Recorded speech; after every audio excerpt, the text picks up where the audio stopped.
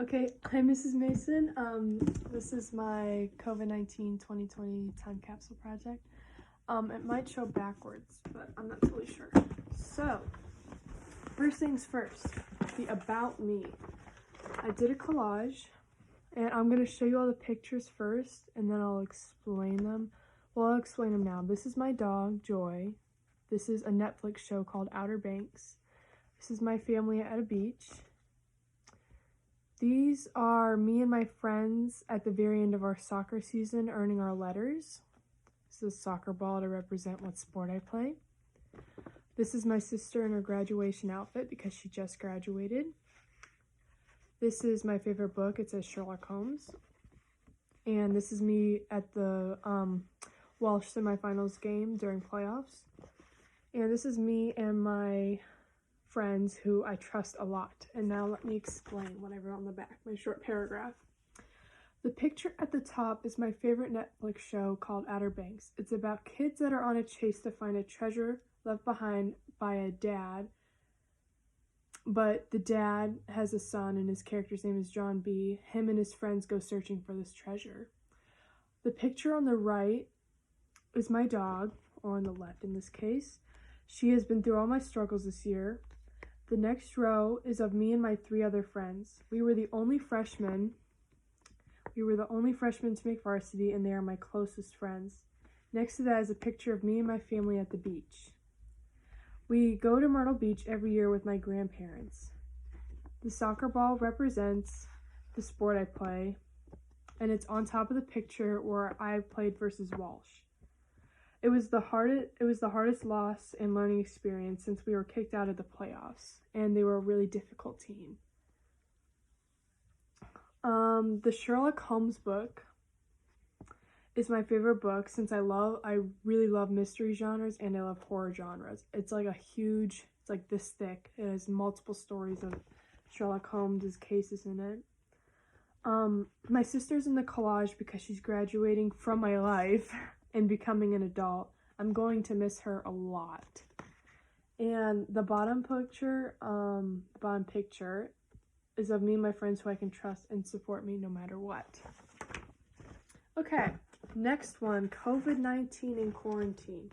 So, I'll explain. This says, to be or not to be, how live theater could change after the coronavirus shutdown.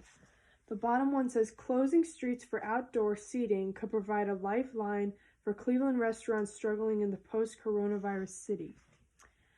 This is an Ohio chart for coronavirus. This is a Walmart aisle, how empty it is. This is a meme. I'll read it to you. When you leave your family to go get supplies, it's Katniss Everdeen. And then this is explaining how to wash your hands. So, 1. The newspaper article headlines represent the effect on theaters and actors and restaurants. By closing streets near restaurants, it could save their businesses and they can make more money. For theaters, this could change the amount of people watching them or coming to watch them perform, or it could also affect how much money they make because of that. The Ohio chart represents the spike of coronavirus in March and April. People were not staying inside as much, so the virus was able to spread faster. It's still trying to slow down to this day, as we are stuck in quarantine right now. The Walmart aisles represent how scared people are. They were able to take all the Clorox and hand sanitizers because they didn't want corona, especially elderly. They don't want to get it because they have the biggest chance of dying because of the virus. The instructions is how to wash your hands. The most important part is that people should wash their hands for at least 20 seconds, as most videos definitely say. The meme represents the risk of having to get supplies at the store because anyone could get corona if they go to the store. It's almost like they're sacrificing themselves. Okay, keeping busy. I have to hurry it up. Keeping busy. Here are my pictures. This is a picture of my dad and my sister dancing because since my sister wasn't able to have prom, my dad wanted to have a slow dance with her, and then we partied after. We jammed out to other songs. This is a collage in a shadow box I made for one of my closest friends for her birthday. It took me a while to do, and I had to do it after class, so it took even longer.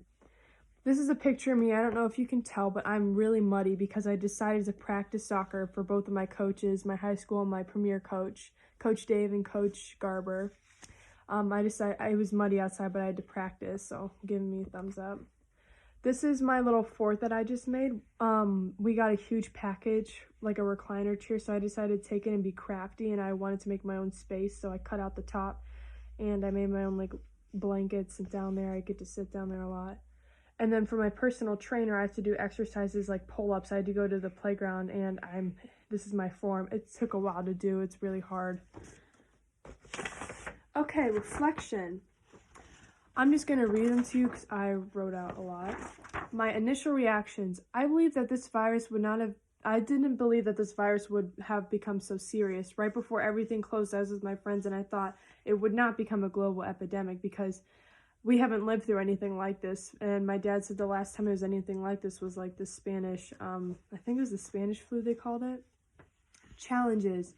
It's really hard not to see family and friends. Very difficult. I feel really lonely at times, and I feel like my thoughts start to overwhelm me. It's almost like I'm fighting my own dark thoughts. My thoughts start, like, I have anxiety, so I have dark thoughts sometimes, and it's hard, especially when you don't have people around you to talk to about it besides the people you live with every day. Hardest losses. There has not been many hard losses during this time for me and my family. There has been a hard loss in money with my dad. He has to be off for like a couple weeks, and he can't be paid during that time, so we can't get like food from other places, like restaurants, not like grocery food. Learning experiences. I've learned that I should respect school because I miss it a lot now. I've also had to learn how to stay in shape with my own workout schedule. It's really hard. The online school is also difficult since we can't ask questions as easily besides emailing and hoping for an email back as soon as possible. Contact with the virus. In February, my mom believed that my brother had corona because he was sick, but he didn't have the flu or any cold. I didn't find this out till a couple days ago. Apparently it went away in a week, and we haven't had contact with it since, but that was kind of scary to think about, like my brother having it and me almost probably getting it. Favorite moments. My favorite moments are probably with my sister because she's graduated now. I have a few months with her left, and prom night for her was probably our best night together as a family. She danced with my dad like I talked about and things that I did so far, and I definitely cried. My mom did too.